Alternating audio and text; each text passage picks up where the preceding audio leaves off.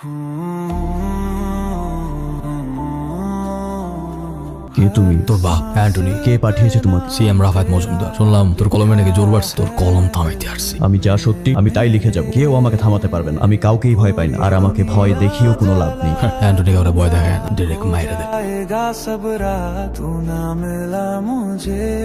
আব্বা কিসের আওয়াজ হইলো? আব্বা কই তুমি? আব্বা আব্বা আব্বা তোমার এখানে ভেজা গেল। আব্বা কি হয়েছে? আব্বা আব্বা অ্যান্টনি, ওই মেয়েটাকে ছেড়ে দিয়েছিস কেন? আঙ্কেল রাফাত মজুমদারের শত্রু সেই সাংবাদিক, তার মেয়ে না। মজুমদারকে বলে দিন যে তার কাজ হয়ে গেছে। অ্যান্টনি, আমরা কন্ট্রাক্ট দিলাম, এমনও তো হতে পারে কোনো সাক্ষী তারা বাঁচিয়ে রাখতে চায়, তাই সবাইকে ফোন করতে বলেছে। এনিওয়ে, তোর হয়তো ওই সময় মুড ছিল না, অসুবিধা নেই। শুনাম বস, আজকে রাত্রে তুই ওই মেয়েটাকে শেষ করে দিয়ে আসবি। ওকে বস। শোনো ওয়েট, আঙ্কেল মেয়েটা অন্ধ, একটা অন্ধ মেয়ে কিভাবে সাক্ষী দেবে? তার সাক্ষ্য তোকে গ্রহণ করবেন। শুধু শুধু একটা অন্ধ মেয়েকে মেরে কোনো লাভ নেই। প্রয়োজনে মজুমদার টাকা মজুমদারকে ফেরত দিয়ে দেবো। বস হয় কিন্তু অ্যান্টনি যেহেতু বলছে, নিশ্চয়ই এর পেছনে কারণ আছে। অ্যান্টনি, তুই যেটা চাচ্ছিস সেটাই হবে। Thank you uncle.